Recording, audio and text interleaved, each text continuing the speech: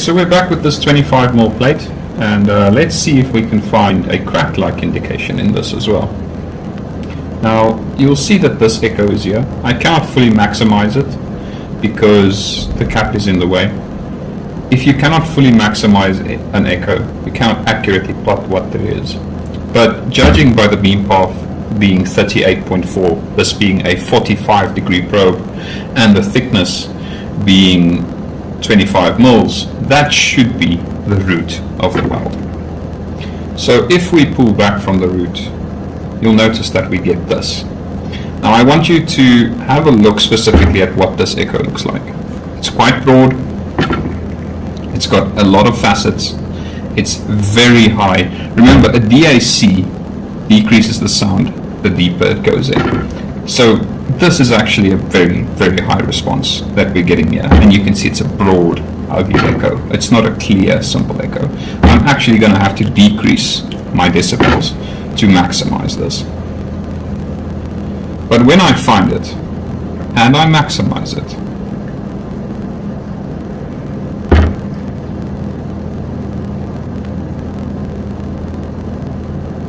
we'll see about 72 millimeters of beam, and it's about 70 mils from the center.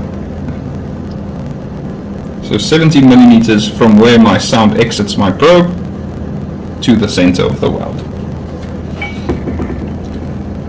On this side, I can see that very same ugly echo coming up after skip.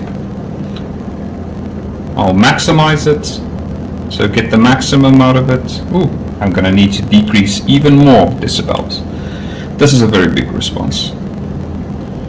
This is about 72 millimeters as well of beam. And the distance from center, though, is a lot less. From center to where the sound exits my probe is 35 millimeters. And remember, this that we're using is a 45-degree probe from each side, and it's got a big response. Let's see how it plots out. Alright, I've transferred the data to my drawing, and we use the 45 degrees on both sides. Once again, this is a scale drawing of my weld if we were to cut a slice out of it, so I'm just going to draw in a 70 millimeter surface distance. So that's about 70 millimeters from the surface, and at 45 degrees I'm going to draw in a 72 millimeter beam. So let's first measure where 45 degrees are, and then drawing the sound. So that's about 35 millimeters down to the bottom.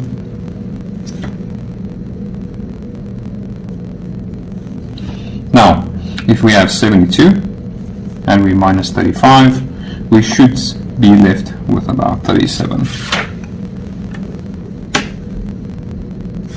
So once again, let's draw in our line at 45 degrees.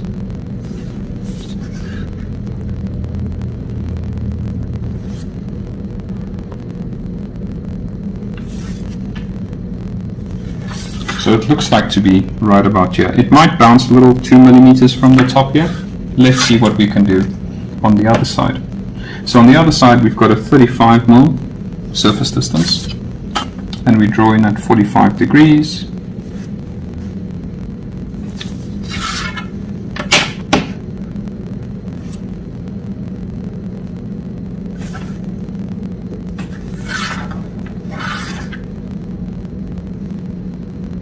Now it looks like I measured this one a little bit wrong.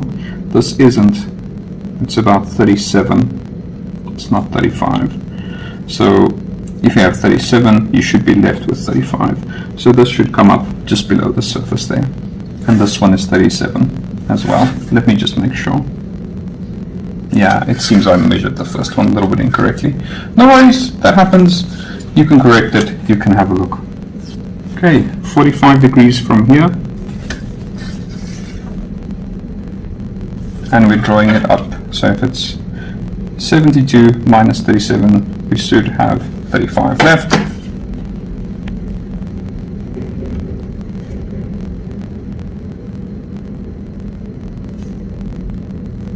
So, if we have our weld, it seems to plot out in this area over here. Now typically, if something plots out in this area and it has an echo that's ugly and sharp, like the echo we saw. In fact, I think the echo we saw was a little bit at the beginning, then a big one, then a little bit, then another big one, and maybe a little bit here at the end as well. It was high level as well. Given the area where this indication plots out and the characteristic of this echo, this would likely be a toe crack. Cracks have echoes that look nasty, they're quite high level, and we know from our theory that